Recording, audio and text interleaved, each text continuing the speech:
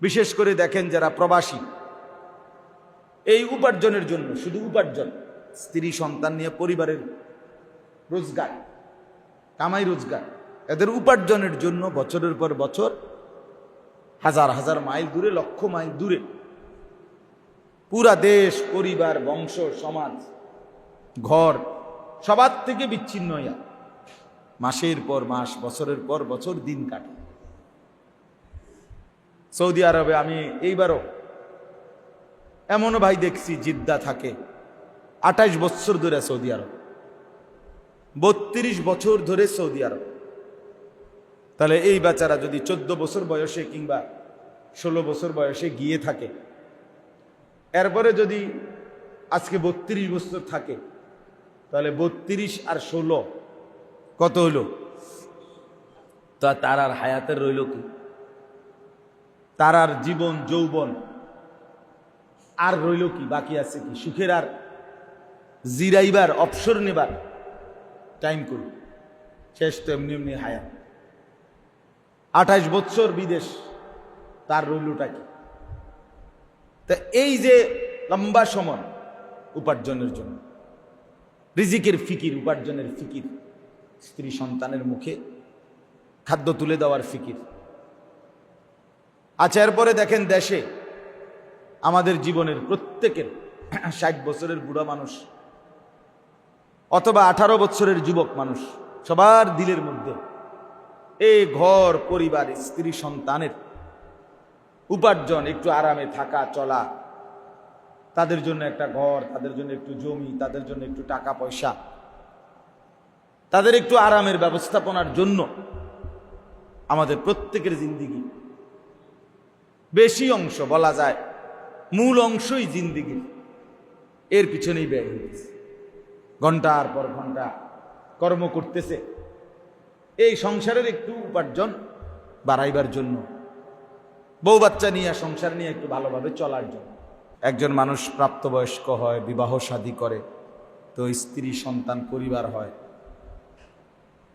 তাদের জন্য তার একটা মৌলিক ভাবনা যে তাদের খাদ্য খাবার, তাদের জন্য আয় উপার্জন, তাদের রিজিক ইত্যাদি নিয়ে ভাবে। আর এটা আল্লাহরই কুদরত।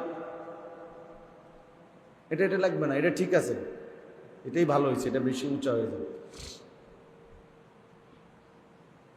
এটা আল্লাহ তাআলারই কুদরত যে আল্লাহ তাআলাই এই স্ত্রী পুত্র পরিজন এর প্রতি আগ্রহ দুনিয়ার মধ্যে আমাদের প্রত্যেকের মধ্যে দিয়েছেন, ফলেই দুনিয়া এই পর্যন্ত আগাইছে। কেউ যদি নিজের স্ত্রী সন্তানের প্রতি এবং তাদের উপার্জন, তাদের খাদ্য খাবার, সুস্থতা, এগুলোর জন্য প্রচণ্ড আগ্রহ বোধ না করত, তাইলে মানুষ জন্তু জানোয়ারের মতো থাকত। আমার শায়েখ আল্লামা মুফতি মুশতাকুর নবী সাহেব হুজুর প্রায় বলে যে গরু তার মা চেনে না, ছাগল তার বাপ চিনে না, কুকুর বিড়াল তার জন্মদাতাকে চিনে না, তার এটা দরকারও লাগে না, সে তার মতো। কিন্তু মানুষ এরকম না। ওই দেখেন, ওই দেখেন, ওই বাচ্চাকে দেখেন, আরে ওই দেখেন, সরাও মিয়া, হেরের সরাও থেকে বসে।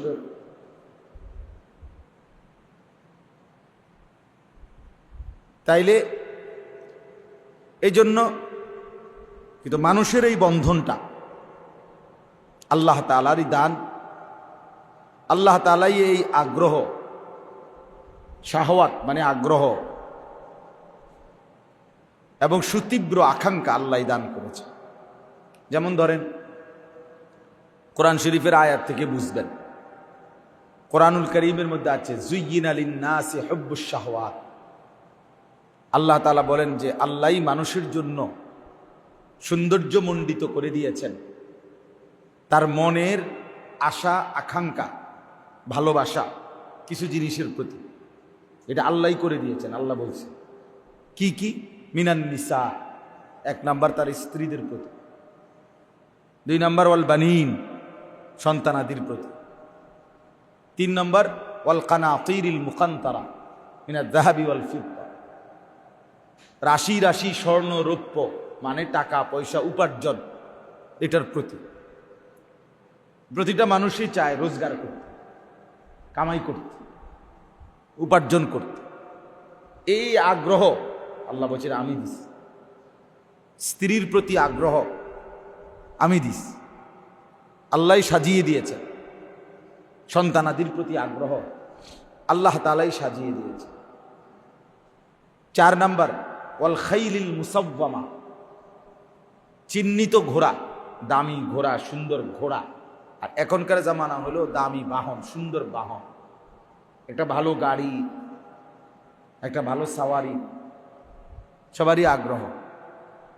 চলার পথে একটা আরামদায়ক ব্যবস্থাপনা সবাই চায়, কেমনে গেলে একটু আরামে যাওয়া যাবে। এইটার প্রতি এই যে আগ্রহ, এটা মানুষের ভিতরে আল্লাহ বলেন আমি দিয়েছি। ওয়াল আনআম, 5 নাম্বার হলো চতুষ্পদ জন্তুর প্রতি আকাঙ্ক্ষা। এই যে গরু পালে, ছাগল পালে, হাঁস মুরগা পালে, ভেড়া বকরি পালে, এই যে এইভাবে মানুষ, এগুলোর প্রতি মানুষের প্রচন্ড আগ্রহ আছে। আল্লাহ তাআলা বলেন এটা আমি দিয়েছি। 6 নাম্বার হলো ওয়াল হারস, ফসলাদি, এই যে ক্ষেত ফসল, ফল মূল, এসব কিছু, যত ফসল, এগুলো উপার্জন করা, এগুলো চাষাবাদ করা, আল্লাহ তাআলা বলেন এগুলোর প্রতি আকাঙ্ক্ষা আমি দিচ্ছি। তাহলে দেখেন এই 6টার মধ্যে দুনিয়ার যে মৌলিক বিষয়গুলো সবাই এসে বসে। দুনিয়াতে একটা মানুষের যে জিনিস নিয়ে আকাঙ্ক্ষা, স্ত্রী, সন্তান, জমানো টাকা পয়সা, ভালো সাওয়ারি গাড়ি, চলাফেরার বাহন, চতুষ্পদ জন্তু এবং ফল ফসল, এগুলোর প্রতি আল্লাহ তাআলা বলেন যুয়্যিনা লিন-নাস, আমি আল্লাহর পক্ষ থেকেই এগুলো মানুষের জন্য সাজিয়ে দেওয়া হয়েছে, এগুলোর প্রতি আকাঙ্ক্ষা। তাহলে দুনিয়া আল্লাহ তাআলাই সাজিয়েছেন এবং দুনিয়ার মধ্যে এই ব্যবস্থাপনাগুলো আল্লাহ তাআলাই সাজিয়েছেন। সূরা কাহাফের মধ্যে আছে ইন্না জাআলনা মা আলাল আরদি জিনাতাল্লাহ। আল্লাহ তাআলা বলেন এই জমিনের যা কিছু আছে সব আমি বানিয়েছি জিনাতাল্লাহ, জমিনের সৌন্দর্য হিসাবে, আমার বান্দার কাছে আকর্ষণীয় করে, সুন্দর করে, লোভনীয় করে আমি বানিয়েছি, আমি বানিয়েছি। তাইলে এখন দেখেন উপার্জন, কামাই রোজগার, স্ত্রী সন্তানের জন্য প্রত্যেকটা মানুষের ভেতরেই এই মানসিকতা, এই ইচ্ছা আকাঙ্ক্ষা, এটা আল্লাহ তাআলার দান। ফলে মানুষ কষ্ট থেকে কষ্ট, বোঝা থেকে বোঝা, ভারী থেকে ভারী কাজও কর্ম করে থাকে স্ত্রী সন্তান পরিবারের মুখে হাসি ফুটাবার জন্য, ঘর পরিবারের সংসারের চাহিদা পূরণের জন্য। বিশেষ করে দেখেন যারা প্রবাসী, এই উপার্জনের জন্য, শুধু উপার্জন, স্ত্রী সন্তান নিয়ে পরিবারের রোজগার, কামাই রোজগার, এদের উপার্জনের জন্য বছরের পর বছর হাজার হাজার মাইল দূরে, লক্ষ মাইল দূরে, পুরা দেশ, পরিবার, বংশ, সমাজ, ঘর সবার থেকে বিচ্ছিন্ন হইয়া মাসের পর মাস, বছরের পর বছর দিন কাটে।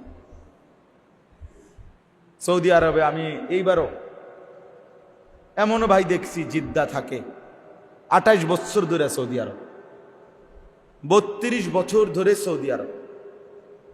তাহলে এই বেচারা যদি 14 বছর বয়সে কিংবা 16 বছর বয়সে গিয়ে থাকে, এরপরে যদি আজকে 32 বছর থাকে, তাহলে 32 আর 16 কত হলো? তা তার আর হায়াতের রইল কি? তার আর জীবন যৌবন আর রইল কি? বাকি আছে কি? সুখের আর জিরাইবার, অবসর নেবার টাইম করি? শেষ তো এমনি এমনি হায়াত। 28 বছর বিদেশ তার রইলটা কি? তা এই যে লম্বা সময় উপার্জনের জন্য, রিজিকের ফিকির, উপার্জনের ফিকির, স্ত্রী সন্তানের মুখে খাদ্য তুলে দেওয়ার ফিকির। আচ্ছা, এরপরে দেখেন দেশে আমাদের জীবনের প্রত্যেকের 60 বছরের বুড়া মানুষ অথবা 18 বছরের যুবক মানুষ, সবার দিলের মধ্যে এই ঘর পরিবার, স্ত্রী সন্তানের উপার্জন, একটু আরামে থাকা চলা, তাদের জন্য একটা ঘর, তাদের জন্য একটু জমি, তাদের জন্য একটু টাকা পয়সা, তাদের একটু আরামের ব্যবস্থাপনার জন্য আমাদের প্রত্যেকের জিন্দিগি বেশি অংশ, বলা যায় মূল অংশই জিন্দিগির এর পিছনেই ব্যয় হয়েছে। ঘন্টার পর ঘন্টা কর্ম করতেছে এই সংসারের একটু উপার্জন বাড়াইবার জন্য, বউ বাচ্চা নিয়ে, সংসার নিয়ে একটু ভালোভাবে চলার জন্য। তাহলে কি বোঝা গেল? উপার্জনের নেশা, আগ্রহ, আকাঙ্ক্ষা এই দুনিয়াতে প্রত্যেক মানুষের ভিতরে আল্লাহ প্রদত্ত, আল্লাহই দিয়েছেন। তো যেহেতু আল্লাহ তাআলাই দিয়েছেন, স্ত্রী সন্তানের প্রতি আগ্রহ, উপার্জনের প্রতি আগ্রহ, তো আল্লাহ তাআলাই এটার সব রকমের মূল নীতি আল্লাহ তাআলাই বলেছেন। অর্থাৎ আল্লাহ তাআলাই নির্ধারণ করে দিয়েছেন যে তোমার সেই আগ্রহ আকাঙ্ক্ষা কতটুকু পর্যায়ে বৈধ, কতটুকু পর্যায়ে অবৈধ। আর তোমার সেই আগ্রহ আকাঙ্ক্ষা তুমি সম্পূর্ণ নিজের কাঁধে আমি আল্লাহকে ভুলে তুলে নিও না। তোমারে কাজে লাগাইয়া, তোমারে ব্যবসাত লাগাইয়া, তোমারে চাকরিতে ঢুকাইয়া দিয়া, তোমারে বিদেশ পাঠাইয়া দিয়া আমি আল্লাহ বিশ্রামে যাই নাই, নাউজুবিল্লাহ। আমি তোমারে ছেড়ে দেই নাই, আমি তোমারে ভুলিও নাই। তোমারে কর্ম বন্টন করে দিছি, কিন্তু মূল রিজিক আমি দিচ্ছি। মূলত দিচ্ছেন কে? কোরআনুল কারীমের মধ্যে আছে, আল্লাহ তাআলা বলেন, ওয়ামা কুন্না আনিল খালকি গাফিলিন। আল্লাহ বলেন, শোনো, আমি আল্লাহ আমার সৃষ্টির থেকে মোটেই গাফেল নই। আমি আল্লাহ গাফেল নই আমার সৃষ্টির ব্যাপারে। কয়জন বানাইলাম, কতজন আছে, কতক্ষণ আছে, কে নাই, কে আছে, আমি গাফেল না। এই কায়নাতের মধ্যে যত কিছু আছে সমস্ত কিছুর নিখুঁত হিসাব 24 ঘন্টা আল্লাহ তাআলার কাছে আছে। আছে কি না বলে? কোরআনুল কারীমের মধ্যে আল্লাহ তাআলা বলেন, লাকাদ আহসাহুম ওয়া আদ্দাহুম আদ্দা। আল্লাহ বলেন, আমি তোমাদেরকে বেষ্টন করে আছি। আল্লাহ বেষ্টন করে আছেন সবাইকে, সব কিছুকে। এবং আল্লাহ তাআলা পুরা সেকেন্ড মিনিট জিন্দিগির সব গুনে গুনে রাখছেন, গুনে গুনে। তাহলে আল্লাহর নজরে, আল্লাহর হিসাবে আড়ালে আমরা কেউ নই, আল্লাহর সীমারেখার বাহিরে আমরা নই।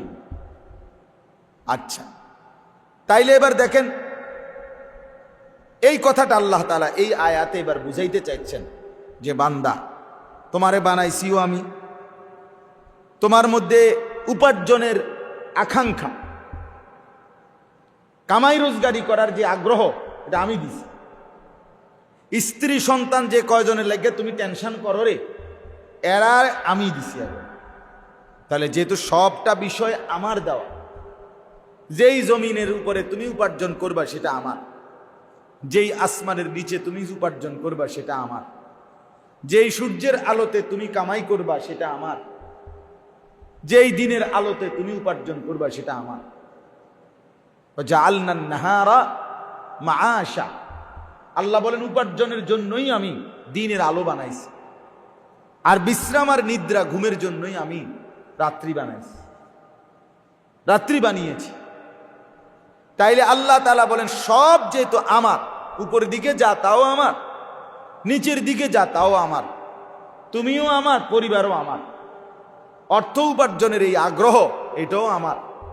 তো সব যেহেতু আমার, তাহলে আমার নির্দেশনাটা, আমার ফয়সালাটা, আমার কথাটা তোমার দিলে লাগে না কেন, অন্তরে বসে না কেন?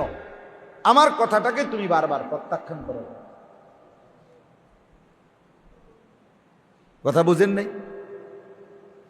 যেখানে আল্লাহ তাআলাই বললেন তুমিও আমার, স্ত্রী সন্তানও আমার, আসমান জমিনও আমার, সবই আমার, উপার্জনের আগ্রহ বানাইছি আমি, তাইলে তুমি অন্যায়ভাবে উপার্জন করো কেন?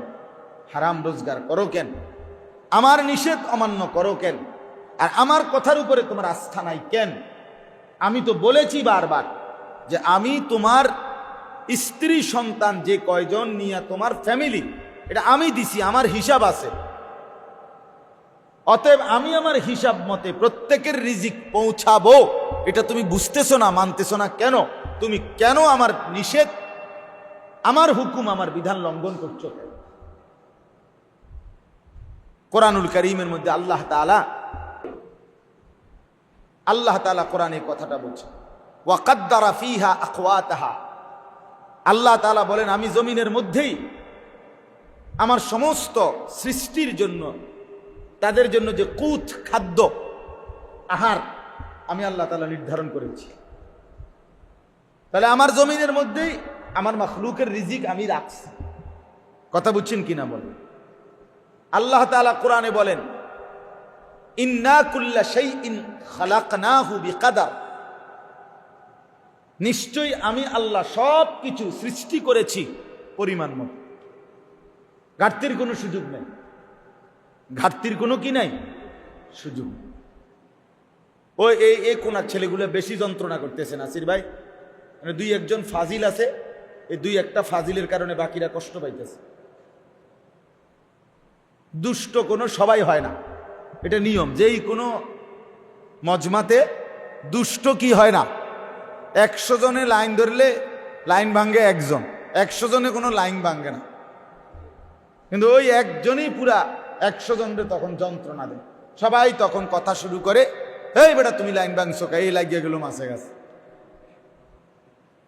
এখানে দুষ্ট একজন বা দুইজন আলগা জিন সোয়ার হয়েছে, হেগুলোকে হেরা বাকিদেরকে যন্ত্রণা দিতেছে জিনের কারণে। এই জন্য তোমরা আপাতত জিন তাড়ানোর জন্য কমপক্ষে আউযু বিল্লাহি মিনাশ শাইতানির রাজিম এটা পড়ো, তো কামে দিবে, দেখবা জিন যাইব, আলগা যেটা বর করছে এটা চলে যাবে। তাহলে আল্লাহ তাআলা বলেন ওয়া ইম মিন শাইইন ইল্লা ইনদানা খাযাইনুহু। আল্লাহ তাআলা বলেন এমন কিচ্ছু নাই, আমার এই সৃষ্টিতে এমন কিছুই নেই যার জন্য আমার কাছে অসংখ্য ভান্ডার খনি নাই, এমন কিছুই নাই। মানে তুমি এটা মনে করো না বান্দা বাতের চাইল আমার কাছে এটা হিসাব করা যে 27 টন 25 টন 200 টন, না না বেটা বেকুব, যে এটাই আমার সবটাই খাজানা, খাজানা, ভান্ডার, ভান্ডার। ওয়া ইম মিন শাইইন ইল্লা ইনদানা খাযাইনুহু। আমার কাছে ভান্ডার আছে বেটা। লিল্লাহি খাযাইনুস সামাওয়াতি ওয়াল আরদ। আল্লাহ বলেন আসমান এবং জমিনের সমস্ত ভান্ডার আল্লাহর নিকট। কার নিকট? লাহু মাকালিদুস সামাওয়াতি ওয়াল আরদ। আল্লাহ বলেন আসমান এবং জমিনের সমস্ত কিছুর চাবি আমার হাতে। কার হাতে? ওয়া ইনদাহু মাফাতিহুল গায়ব লা ইয়ালামুহু ইল্লা হু। না, লা ইয়ালামুহা ইল্লা হু। আল্লাহ তাআলা বলেন সমস্ত অদৃশ্য বিষয়ের চাবিকাঠি আল্লাহরই হাতে। লা ইয়ালামুহা ইল্লা হুয়া, তিনি ছাড়া আর কেউ তা জানে না কোনটা কোথায় কদ্দু। আল্লাহ তাআলা কোরআনুল কারীমের মধ্যে বলেন ওমা তাদরি নাফসুম মাযা তাকসিবু গাদান। কেউ জানে না আগামী মিনিট, আগামী ঘন্টা, আগামী দিন, আগামীর সময়ে সে কি উপার্জন করবে, কিন্তু আমি জানি। জানে কিনা বলেন? আল্লাহ তাআলা বলেন ইয়ালামু মা বাইনা আইদিহিম ওয়া মা খালফাহুম। পেছনের যা তাও আমি জানি, সামনের যা তাও আমি জানি। তাও আমি জানি। তাইলে আসমান ও জমিনের সমস্ত কায়নাতের ভান্ডার আল্লাহর। আল্লাহ তাআলা বলেন আমার কাছে সবকিছু আছে, পর্যাপ্ত পরিমাণ, হিউজ পরিমাণ, বিপুল পরিমাণ। কোনোভাবেই আমার কাছে কোনো ঘাটতি বলতে, কমতি বলতে, কোনো সিজন, কোনো মৌসুম, কোনো অবস্থা, কোনো হালাতেই আমি আল্লাহর কাছে কমতির, ঘাটতির বলতে কিছু হইতে। হ্যাঁ, আল্লাহ এরপরে বলেন ওমা নুনাজ্জিলুহু ইল্লা বিকাদারিন মা'লুম, তবে আমি আল্লাহ তাআলা সব কিছু নাজিল করি পরিমাণ মতো, নির্ধারিত একটি পরিমাণ হিসাবে। এটা আমার বন্টন, এটা আমি আল্লাহ তাআলার ফয়সালা, এটা আমার তাকদীর। আমি সব কিছু সেটিং করে ধারাবাহিকভাবে পরিমাণ মতো নির্ধারিত সেভাবে নাজিল করি।